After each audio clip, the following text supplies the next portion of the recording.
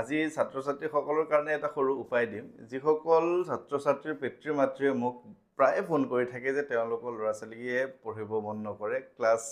9 পালেগে ক্লাছ 8 পালেগে ক্লাছ 10 পাইছেগে বা মেট্ৰিক দিব অহাবাৰ হাই ছেকেণ্ডাৰী দিব তেনেধৰণে বহুতেই ফোন কৰি থাকে যে কি কৰিম ল'ৰা-ছোৱালী পঢ়াৰ অমনোযোগ হৈছে কেতিয়াবাতো ক্লাছ 1 to 3 এনেকুৱা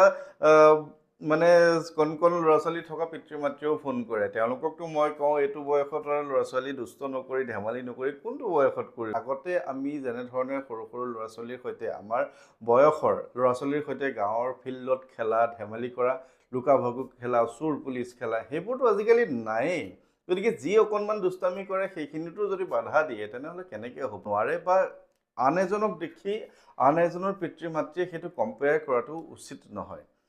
ঠিক তেনেকৈ ক্লাছ 8, 9, 10 যিসকল ল'ৰা-ছোৱালী আছে তেওঁলোকৰ বয়স অনুপাতে স্বভাৱসুলভভাৱে তেওঁলোকৰ কিছু অকণমান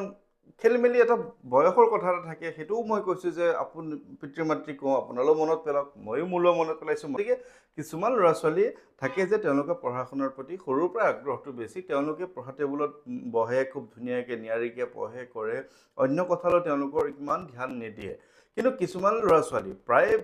এতিয়া দুষ্টামি বয়সত দুষ্টামি নকৰিলে বা কিছুমান ল'ৰা-ছোৱালী ধৰি লওক নিজৰ বয়সত ধেমালি নকৰিলে আৰু কেতিয়া কৰিব নহয় জানো গতিকে বয়স স্বভাৱ অনুপাতে সকলোজন ছাত্ৰ-ছাত্ৰী একদম একেই হ'ব লাগিব বুলি কোনোবা এজন ল'ৰা-ছোৱালীয়ে দিনে ৰাতিয়ে পঢ়ি আছে বুলি আপোনাৰ ল'ৰাটোও পঢ়িব লাগিব কোনোবা এজনৰ ছোৱালীজনীয়ে ফাৰ্ষ্ট ডিভিজন লেটাৰ পাইছে বুলি আপোনাৰ ল'ৰাটোৱে পাবই লাগিব বা তেনেধৰণৰ কোনো ধৰণৰ কথা নাই এইখিনি মই আপোনালোকক প্ৰেক্টিকেল কথাখিনি ক'লোঁ যে কথাটো আপুনি তেনেধৰণে ভাবিব কেতিয়াও আনৰ সৈতে তুলনা নকৰিব কিন্তু ইয়াৰ মাজতো কেতিয়াবা কিছুমান কথা থাকে ধ্যান বৃদ্ধি কৰিবৰ বাবে মনোযোগ বৃদ্ধি কৰিবৰ বাবে মই যেনেধৰণে আধ্যাত্মিকভাৱে কথাখিনি কওঁ যে ৰাম নাম ল'ব লাগে ৰাম নাম জপ কৰিব লাগে ৰাম নাম লিখিব লাগে ল'ৰা-ছোৱালীসকলে ছাত্ৰ-ছাত্ৰীসকলে ৰাম নামে মনোযোগ বৃদ্ধি কৰে ৰাম নামে ঠিক তেনেকৈ ইংৰাজীত ক'লে কনচেনট্ৰেশ্যনটো বৃদ্ধি কৰে ৰাম নামে আপোনাৰ পঢ়া-শুনাৰ যিটো স্মৃতি শক্তিটো বৃদ্ধি কৰে বহুত পৰিমাণে ৰাম নামে আপোনাক সহায় কৰে এতিয়া ৰাম নাম কেনেকৈ ধৰণে ল'ব এতিয়া আপোনাৰ ল'ৰা-ছোৱালীক যদি আপুনি তুলসী মালা এডাল আনি পেলাই কয় যে ৰাম নাম জপ কৰ গোসাঁই ঘৰত বহি সঁচাকৈ কথাটো বিৰক্তিদায়ক নহ'ব জানো সকলোৱেতো বেয়াই পাব নহয় জানো ল'ৰা-ছোৱালীয়ে যে এইটো বয়সত মোক দেউতাহঁতে কি কৰিবলৈ দিছে কিন্তু তাৰ উপৰিও খুব সুন্দৰভাৱে যে ৰাম নাম জপ কৰিব পাৰি তাৰ কথাটোহে মই ক'ম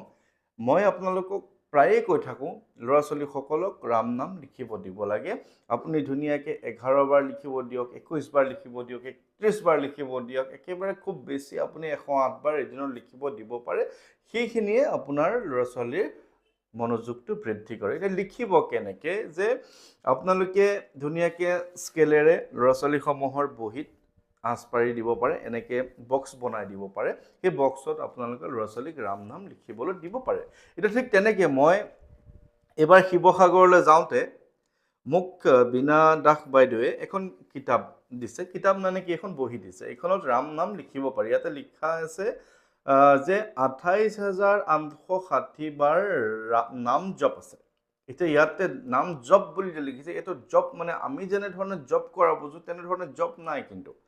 নাম জপ এতিয়া হনুমানজী চাওক ৰাম ৰফিক বুলি কওঁ যে তেওঁ জপ কৰি থাকে ৰাম নাম লৈ থাকে গতিকে তেওঁ ৰাম নাম কেনেধৰণে লৈছিলে সেইটো বেলেগ এটা বিষয় কিন্তু আমি এতিয়া কলিযুগত আছোঁ আমি পঢ়া শুনাখিনি আগবঢ়াব লাগিব মনোযোগ বৃদ্ধি কৰিব লাগিব গতিকে আমি ৰাম নাম লিখিবৰ কাৰণে এনেধৰণে এইখন বহীত লিখিব পৰা যাব 28,860 বাৰ ৰাম নাম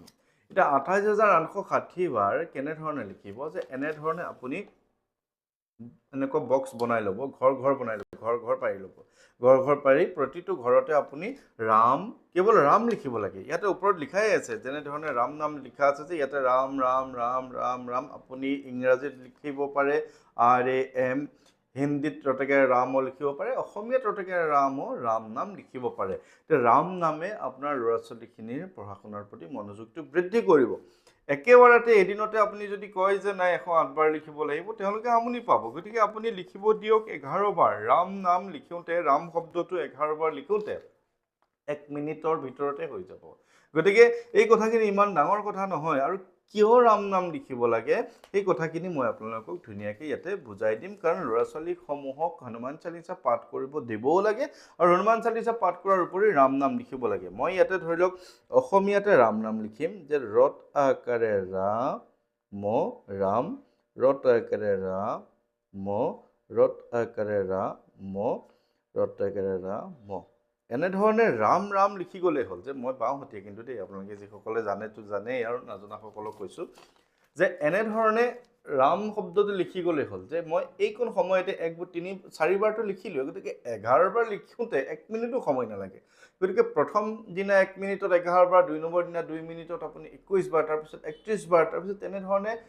5 বা 6-7 মিনিটৰ ভিতৰত আপোনাৰ 108 বাৰ ল'ৰা ছোৱালীৰ ৰাম নাম লিখা হৈ যাব গতিকে ৰাম শব্দটো যিমান বাৰ লিখিব সিমান বাৰ আপুনি মুখৰে উচ্চাৰণ কৰিব ঠিক তেনেধৰণে ৰাম ৰাম এই যে ৰাম যে আপুনি মুখৰ পৰা উচ্চাৰণ কৰিলে তাৰ মানে আপুনি ইয়াতে লিখা আছে নাম জপ যে আপুনি কৰিলে ৰাম নাম জপ কৰিলে আৰু ৰাম নাম জপ কৰাৰ বহুত বেছি মহত্ব আছে মহাত্ম্য বহুত আছে গতিকে আপোনাৰ ল'ৰা ছোৱালীসকলক যিসকলৰ মনোযোগটো হেৰাই গৈছে তেওঁলোকক ৰাম নাম লিখিবলৈ দিয়ক ৰাম নাম লিখিলে বহুত বেছি ফল পাব বহুত বেছি শুভ ফল পাব মই আপোনালোকক এনেই কথাবিলাক কৈ নাথাকোঁ গতিকে এনেকুৱাও যে কিতাপ আছে মাত্ৰ 10 টকা এখনৰ দাম এখন বহিৰ দাম শিৱসাগৰৰ পৰা দিছিলে গতিকে শিৱসাগৰত পাইছে বুলি তেওঁ লিখি আনিছে আপোনালোকে গোটেই বিচাৰি চলাত কৰি ফুৰিব নালাগে যে আমি এখন পালেহে লিখিম নহ'লে নালাগে আপুনি এনেকৈ বক্স এনেকুৱা ঘৰ পাৰি বনাই দিব ল'ৰা ছোৱালী ধুনীয়াকৈ লিখিব পাৰিব একো ডাঙৰ কথা নহয় বহি এখন আনিব 10 টকা দি এনেকৈ ৰুল পাৰি দিব আৰু এনেকুৱা ৰঙা পেন এটা আনি দিব এই পেনটো মোক বাইদেৱে দিছিলে গতিকে এনেধৰণে ৰাম নাম ল'ৰা ছোৱালীক ল'বলৈ দিয়ক এতিয়া ৰাম নাম লোৱাৰ আগত বা পিছত হনুমান চালিচাখন পাঠ কৰিব পাৰিলে ভাল হনুমান চালিচাখন আপুনি সম্পূৰ্ণ পাঠ কৰিব পাৰিলেতো খুবেই ভাল যদি আপুনি সম্পূৰ্ণ গোটেইখন আপোনাৰ ল'ৰা ছোৱালীয়ে পাঠ কৰিব নোৱাৰে তেনেহ'লে হনুমান চালিচাৰ যিটো প্ৰথম দুটা দোহা মাতিলেও বহুত বেছি পৰিমাণে সুফল পাব বা শুভ ফল পাব প্ৰথম দোহা দুটা এনেধৰণে হয় আপোনালোকে জানে শ্ৰী গুৰু চৰণ সৰোজ ৰজ নিজ মন মুকুৰ সুধাৰি বৰণৌ ৰঘুবৰ বিমল যশু যোদায়কু ফলচাৰি মানে আমি নিজৰ গুৰুৰ চৰণ পদ্মৰ ধূলিৰে নিজৰ মন দাপোনক পবিত্ৰ কৰি মই ৰঘুবৰ মানে ৰামচন্দ্ৰৰ যশ বৰ্ণনা কৰিব ওলাইছোঁ হে প্ৰভু তুমি মোক